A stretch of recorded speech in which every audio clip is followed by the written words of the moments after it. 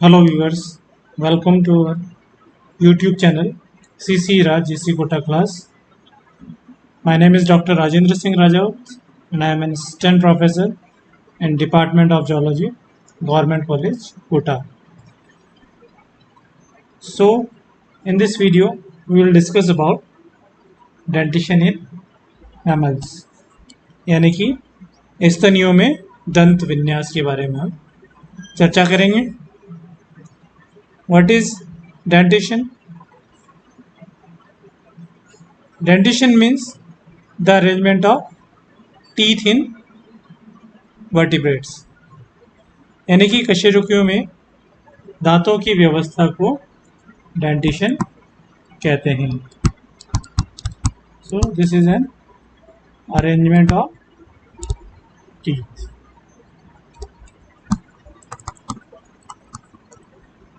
And what is teeth? कशेरुकियों की मुख गुहा में जबड़ों की अस्थियों से संबंधित कठोर और प्रायः नुकीली संरचनाएं दांत कहलाती हैं. So we can say that the teeth are attached with the bone of jaw and they are hard and pointed structure usually.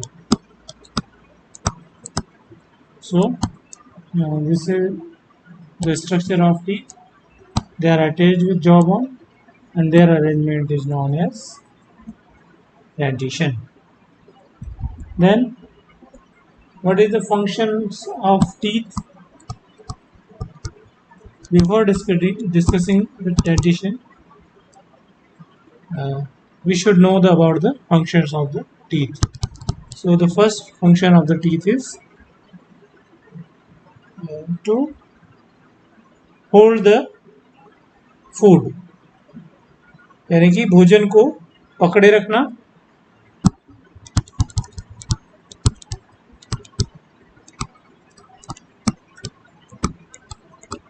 और दूसरा जो उनका कार्य है, जो इम्पोर्टेंट कार्य, वो है पेषणी, यानी कि एक चक्की की भांति भोजन की पिसाई करना, grinding of the food. So these two are the important functions. Then it may be used as an organ for tearing, that is चीरने के लिए सामान्यतः कार्निवरस एनिमल्स में ये यूज किया जाता है.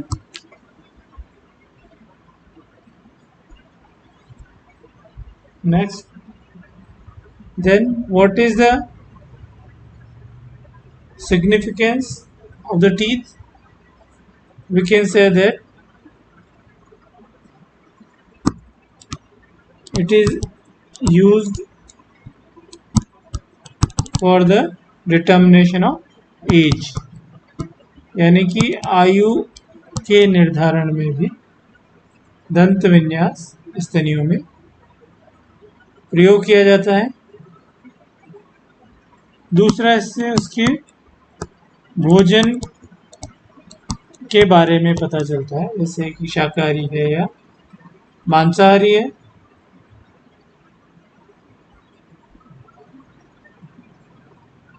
तो इस प्रकार मुख्य उपयोग इसका होता है भोजन को पकड़ने में, साथ में पीसने में और चीरने में. और इसका जो महत्व है वो है आयु के निर्धारण में, और दूसरा जो जंतु है उसकी भोजन की प्रवृत्ति के निर्धारण में. देन हम इसका आगे डिस्क्रिप्शन कई प्रकार से कर सकते हैं डेंटिशन का. जैसे सबसे पहले दांतों का विभेदन, या जिसे हम कह सकते हैं आकार. दांतों का विभेदन या आकार.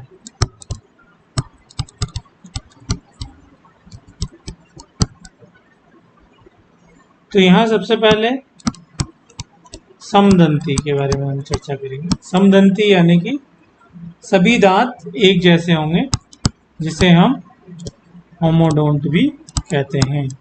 All the teeth are equal in shape. We can also call it as isodont. So, इसमें सभी दांत एक ही प्रकार के होते हैं और इस प्रकार के दांत टूथड व्हेल्स या डॉल्फिन में पाए जाते हैं।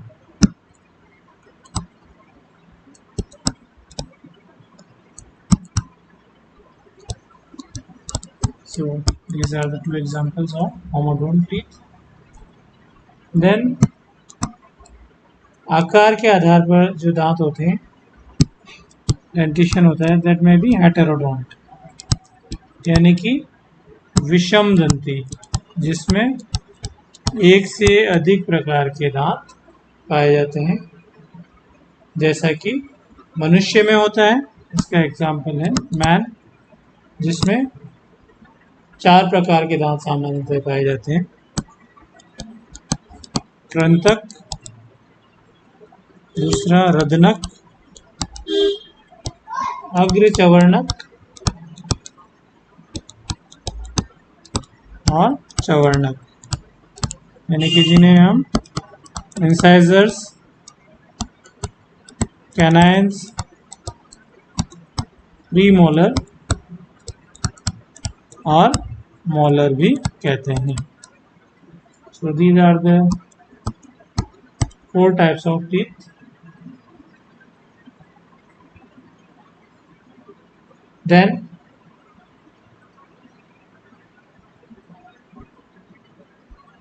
we can discuss the dentition on the basis of attachment of teeth. First we have discussed on the base of shape, now attachment of teeth, यानी कि उनका संलग्न किस प्रकार का है। इसमें सबसे पहले हम बात करेंगे एक्रोडोंट, यानी कि अग्रदंती।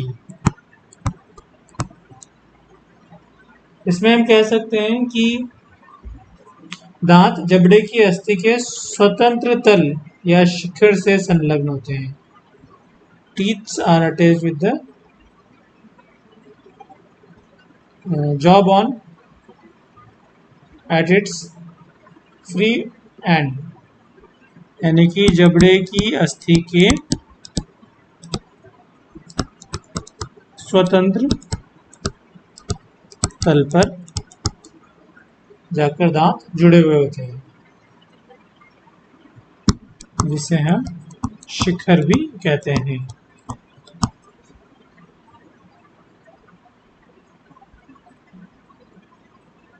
You can imagine that this is a type of dentition in which the teeth is arranged here on the top of the jawbone.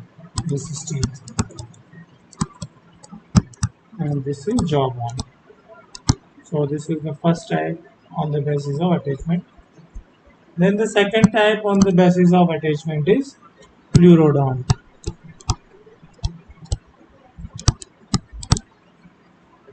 Pleurodont सामान्यतः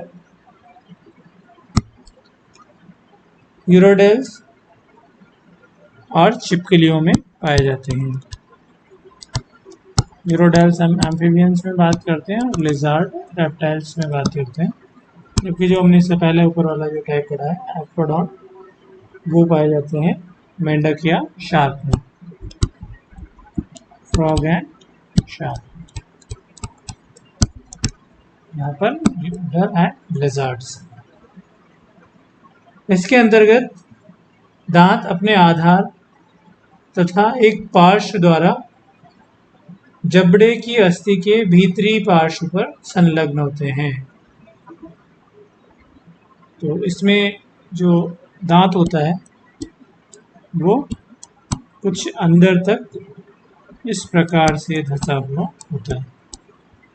This is the teeth and this is jawbone. So it is pleurodont, यानी कि पार्श्व भाग एक जो है वो जबड़े की अस्थि के भीतरी पार्श्व पर संलग्न होता है। और नेक्स्ट जो तीसरा प्रकार है अटैचमेंट के आधार पर वो है थिकोडोंट।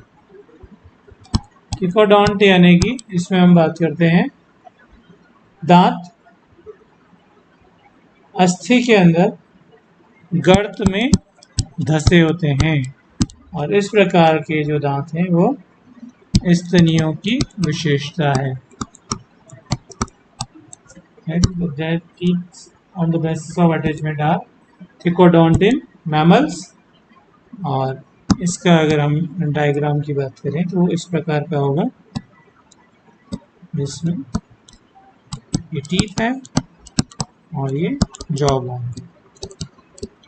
So teeth is attached in the jawbone deeply.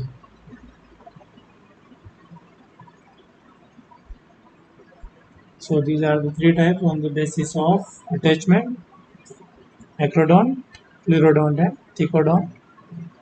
Next, we can say or we can discuss on the basis of succession of teeth.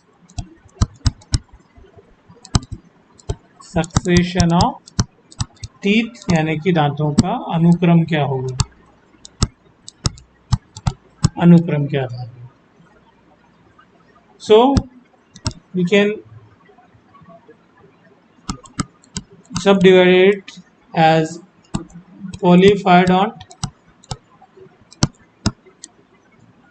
जिसे हम बहुबार दंती कहते हैं, यानी कि इन जिन कशेरुकियों में बहुबार दंत विन्यास होता है उनमें दांत जीवन में अनिश्चित बार यानी कि अनेक बार प्रतिस्थापित हो सकते हैं, जैसे कि फ्रॉग और शार्क में।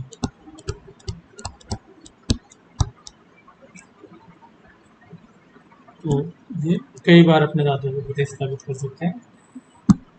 दूसरा जो प्रकार है अनुक्रम के आधार पर वो है द्विबार दंती, यानी कि हम इसे कह सकते हैं डाइफायडोंट, द्विबार दंती।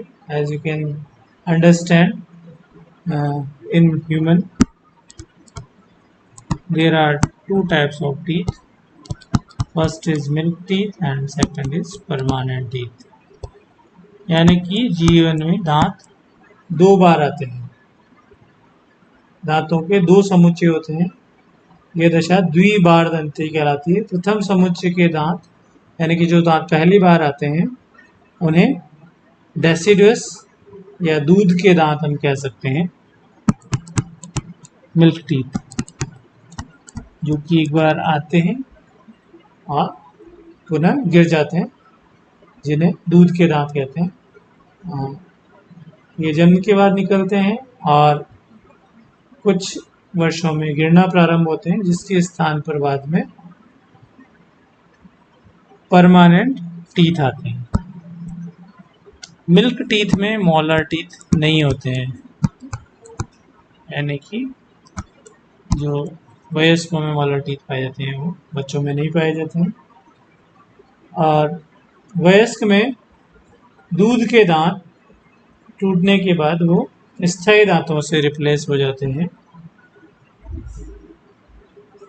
और ये दांत जीवन पर्यंत चलते हैं, और यदि गिर जाते हैं तो उनका प्रतिस्थापन फिर से नहीं हो सकता है, परमानेंट टीथ को रिप्लेस नहीं किया जा सकता है। मिल्क टीथ को परमानेंट टीथ के द्वारा रिप्लेस किया जा सकता है, लेकिन इनका परमानेंट टीथ का कोई रिप्लेसमेंट नहीं होता है। जैसे मनुष्य में दूध के दांत 20 होते हैं, जबकि परमानेंट टीथ 32। तीसरा जो प्रकार है वो होता है एक बार दंती, यानी कि मोनोफायडोंट, जिसमें दांत सिर्फ एक बार आते हैं और गिरने के बाद दोबारा नहीं आ सकते, यानी कि परमानेंट समुच्चय ही इसमें पाया जाता है। और इस प्रकार के दांत टूथलेस व्हेल में पाए जाते हैं।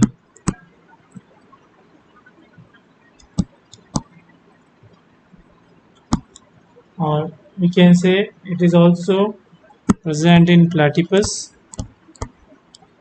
and marsupials. So these are the examples of monophylean teeth. Then we will discuss the kinds of teeth in detail.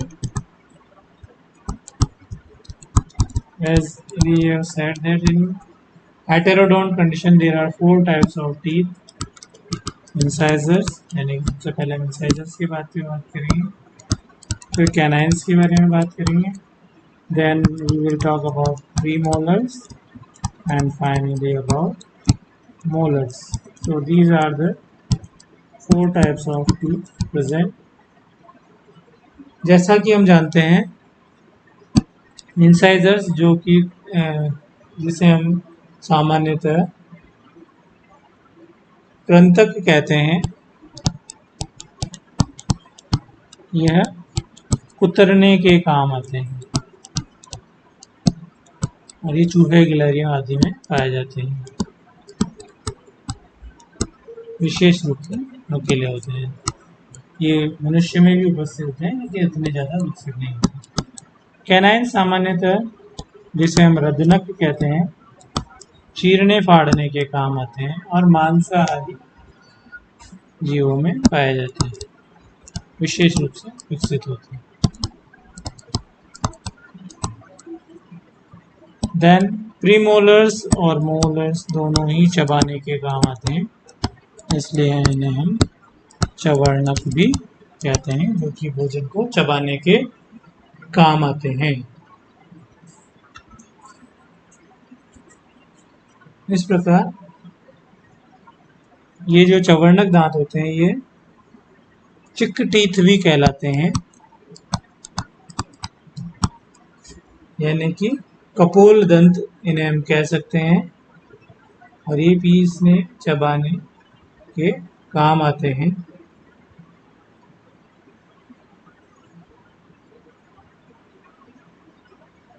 Next हम इसमें दंत सूत्र या डेंटल फार्मूला के बारे में डिस्कस करेंगे।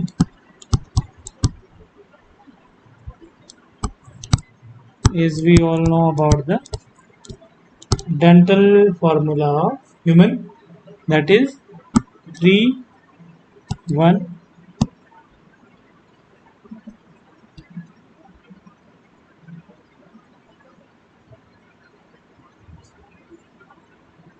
sorry 2, 1, 2, 3. We can again write it 2, 1, 2, 3. This is the dental formula of man.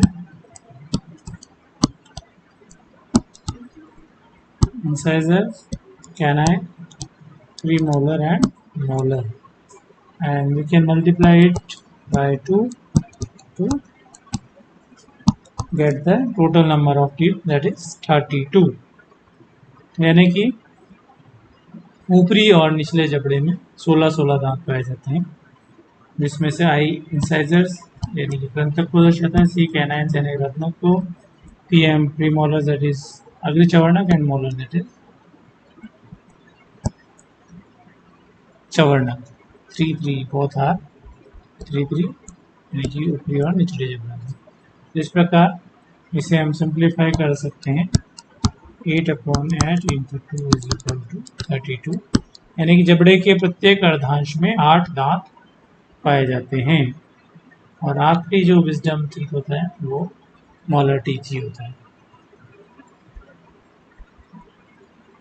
एक सामान्य या प्रारूपिक स्तनीय दंत विन्यास जिसे हम कहते हैं, अभी हमने पहले मनुष्य के बारे में बात की थी, प्रारूपिक दंत विन्यास जिसे हम कहें जो कि स्तनियों में पाया जाता है,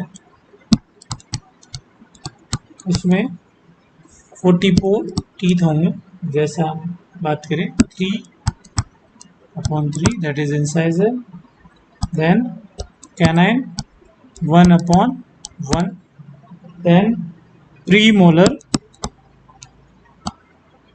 4/4, and then molar, that is we can say 3/3.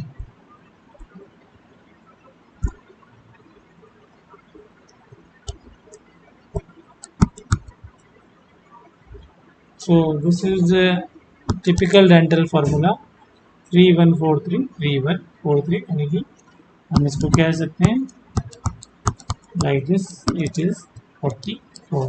Here also we have to multiply all these with 2.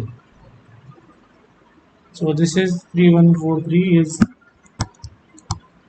typical dental formula for mammals, and 2123 this is a typical dental formula for man. This is for man and this is for all mammals. Typical dental formula, we can say it. So that's all about the dentition in humans and mammals. Thank you very much. Hope you enjoyed the video.